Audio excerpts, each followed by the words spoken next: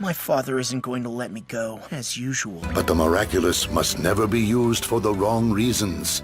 Natalie sometimes gets dizzy spells, but it's nothing serious. My mom used to have dizzy spells, just like Natalie. My father said those weren't serious either. I'm the only one who decides what's good for my son. This isn't a statue, it's a dormant Sentimonster. Very old and very powerful. Which means you can destroy it, or bring it back to life. But since I wasn't the one who created it, I won't be able to control it. I will help you. Is this your mom? You look so much like her. Your father let you out? We're officially at fencing practice right now. This isn't the first time you've been fooled by his schoolmates. Do you want to take Adrien out of school? No, but I won't allow Adrien to be influenced by the company he keeps. On second thought, I think this photo is going to help me get that young girl in particular away from my son once and for all.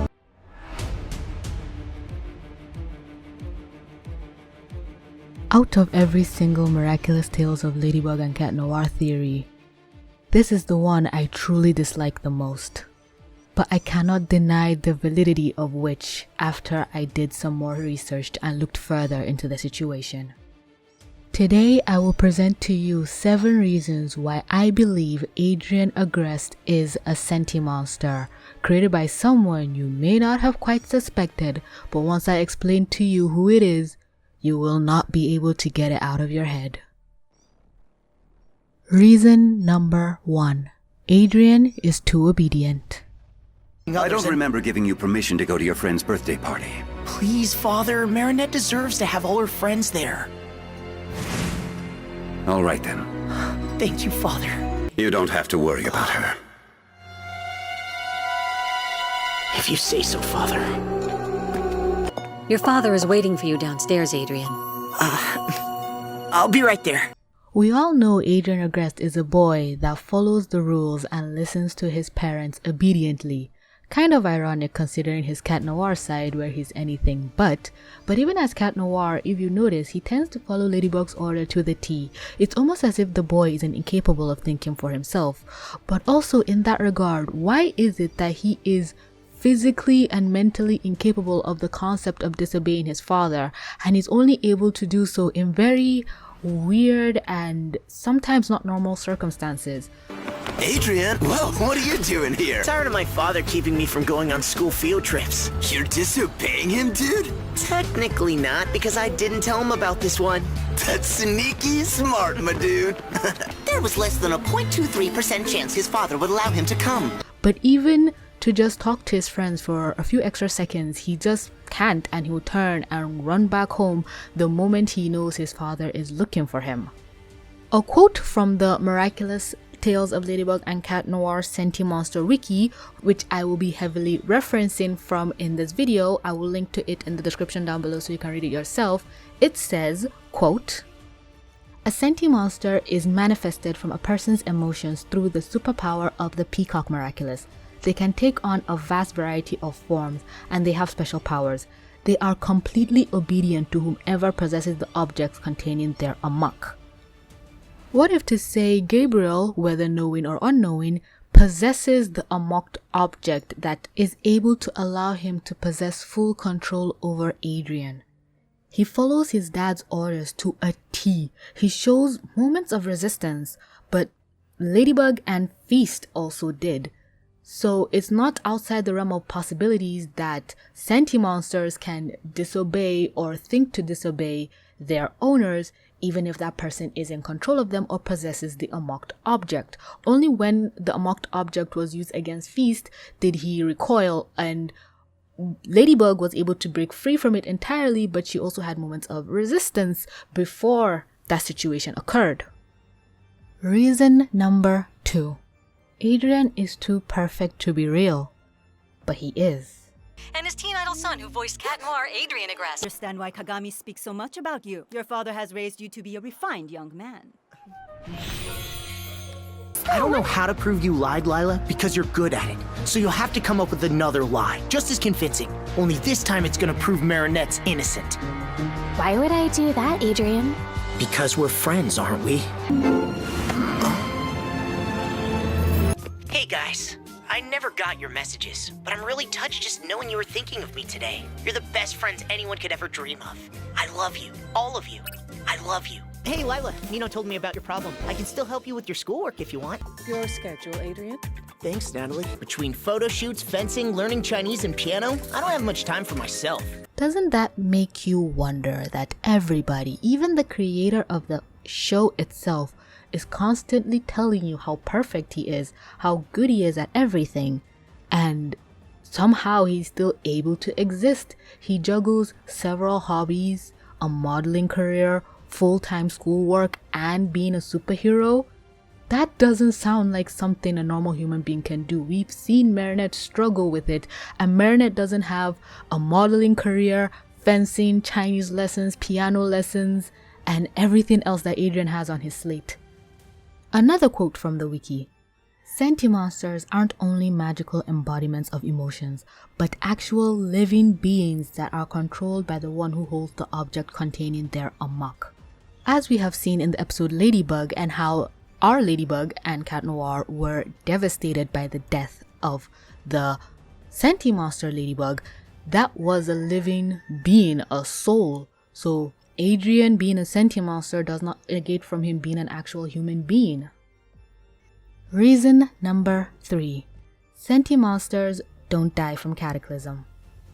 We all know Gabriel is a perfectionist. What's to say that him holding the amoked object that controls Adrien, he just demands that perfection from him, and that's why he's not tired, that's why he's able to do all these things and juggle all these projects and do so many things that a normal human being just is not capable of doing or can do well with everything else going on in their life. Before I read the next quote, let me point out a few things. Boy jumped off a roof and survived a de facto cataclysm, but more on that later. Here's the quote. A Sentimonster cannot be destroyed by the cataclysm, but it can be harmed severely with body cracks. Another effect is that the Sentimonster gets out of control and goes berserk. Now granted, Adrien did not go berserk when he got cataclysmed in the episode... I can't remember the name right now, but it's the one where Sabrina got akumatized. If you remember, you know. Adrien didn't go berserk, but one could argue it was because he was Cat Noir. He had that magical Miraculous around him to keep him sane, but he didn't die. And at the same time, you can argue, well, he was in his superhero form, but we've seen the cataclysm destroy a Miraculous. It destroyed the Be Miraculous when Chloe got akumatized, and that was the only way to save her. And also, Miraculous, that's the name of the episode and the villain. But in Miraculous, all the other powers she replicates are identical to the heroes.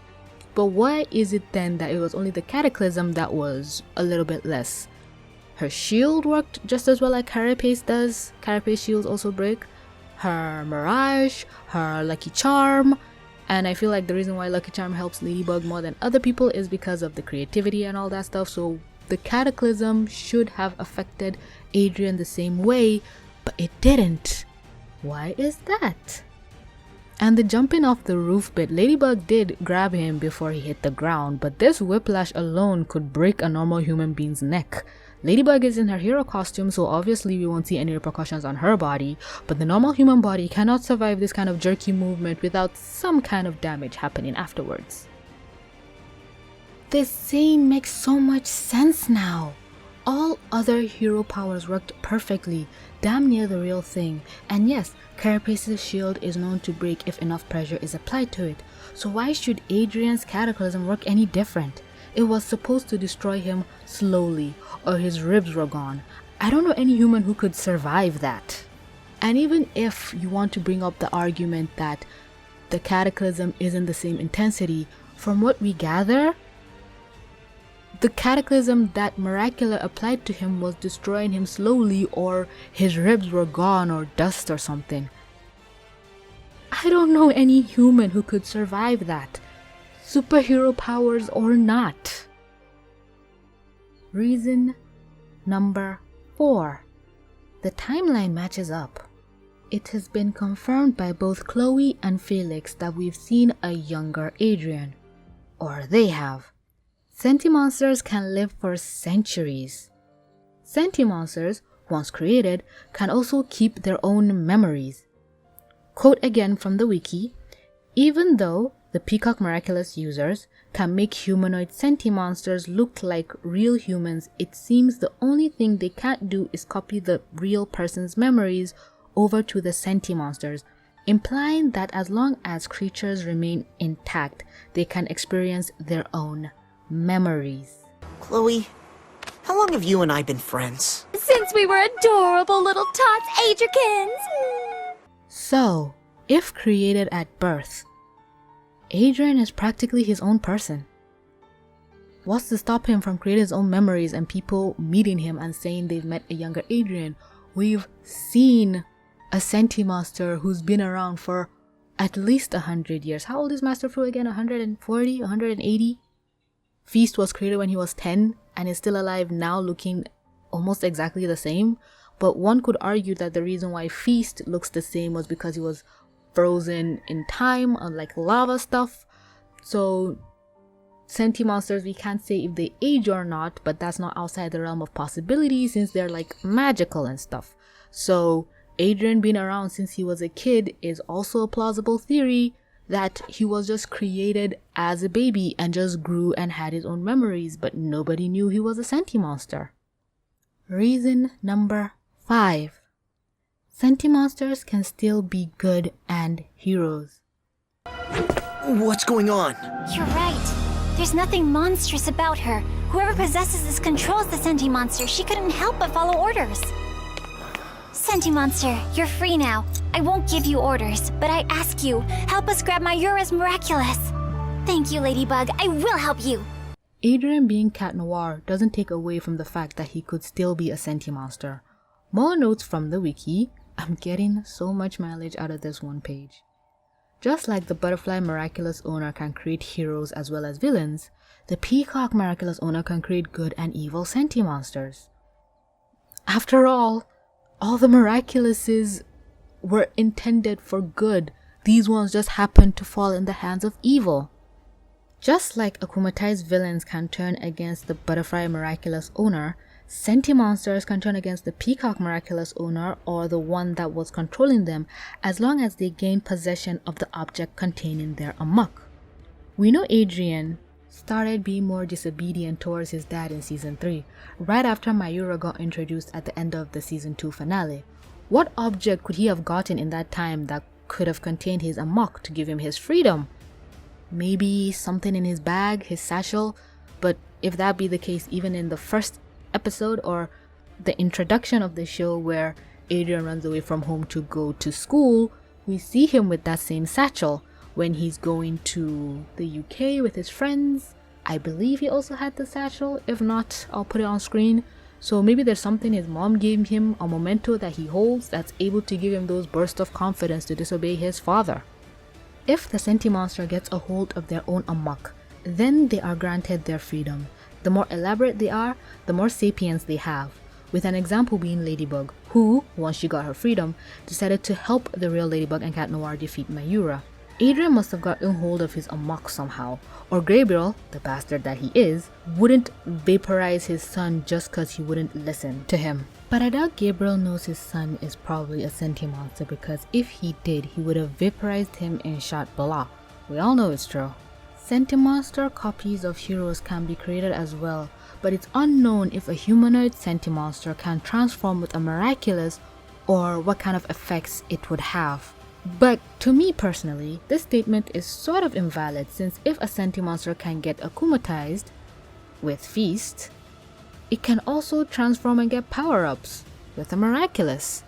Because Sentimonsters are living emotions manifested in physical form, they can also be akumatized, as seen in Feast. As such, amokization, yes, that is a real thing, can fuse itself with akumatization to create a hybrid mask. Well, akumatization is also a weird word, so I don't know why I'm weirded out by amokization, but moving swiftly forward. Just like how every superhero power can be used for good and evil, same thing with the Butterfly Miraculous and amoks. But how? Reason number 6. Adrien's creation is why Emily got sick. This is the big one. This is the theory that when it hit me, I just said, yeah, yes. Hear me out. Emily got sick from using a broken Miraculous.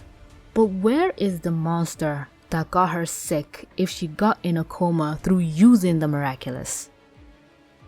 Let me repeat that, because I'm reading off notes and even I don't understand what the fuck I just said. If using the butterfly Miraculous while it is broken causes the wearer to be sick, what is it, or what possibly could Emily have created of such magnitude to cause her to be in a coma from its use? Because we see Natalie had to use the butterfly Miraculous at least more than 3 times, I think maybe 5, we know they do stuff off screen, for her to get sick and woozy. But Emily is in a full-on coma, and we know that superheroes did not first appear in Miraculous till Hawkmoth took the butterfly Miraculous. Sorry if I said butterfly before, I meant peacock. Superheroes didn't appear till Ladybug and Cat Noir came, and supervillains didn't appear till Hawkmoth came. So we know Emily wasn't creating things outside that people can see or they would report of, or because they would say, oh, we're used to this. No, when Ladybug, Cat Noir, and Hawkmoth first showed up on the scene, that was the first of its kind. So what is it that Emily created that drained her so much of her power that put her in a coma? Maybe this Adrien we see is a recreation of an Adrien that died. But then again, that wouldn't explain why Adrien has memories. Or maybe Emily created Adrien as a baby, but she has to keep transforming to, I don't know, do maintenance, make him grow up, use the magic to age Adrien, and at one point she just couldn't do that anymore, and that's why she's in a coma. So many things and theories are just bursting around my head, but at the end of the day, the question still remains, what did Emily create that put her in a coma? And the only thing she could have created that wouldn't cause an uproar with people seeing is another human being that would integrate into society without people knowing. And the only other human being that could possibly be in context to the story is Adrien Agreste. Reason number 7. Adrien is the secret villain of the show. And here comes the dislikes. Guys, calm down. It's still me, the Adrien lover. My cinnamon roll, my lemon cinnamon roll, gumdrop, whatever I call him, I can't remember at this point. But it's me, the person who loves Adrien, who's makes so many videos about Adrien. I know you might be thinking, why in the name of God did this come to your mind? Hear me out. In order to defeat a Sentimonster without the Peacock Miraculous to revoke the Amok, the object containing the feather must be broken, and then Ladybug must purify the Amok in the same way she purifies Akuma. The titling of the show hints to the secret villain, because every episode of Miraculous Tales of Ladybug and Cat Noir shows that the episode is in relation to the villain of that episode. Why would it be so much of a stretch to believe that in the title of the show as well there is a villain there? Because if every title of every episode has a villain, the title of the show could have a villain as well, one that doesn't even know he's a villain. Because as we've all been complaining, Ladybug gets so much screen time, so much attention, but Adrien barely gets the B plot. What happens in normal Miraculous episodes? Marinette gets all the screen time, the plot, but the villain is hastily developed in the background, and then she defeats him at the end of the day. What if that's how the show is going? Ladybug is the main person, and she has to defeat Cat Noir at the end. And with Adrien being a Sentimonster, what if she has to purify him, or whatever amok object that is in control of him, to set him free from his father or to defeat Hawkmoth?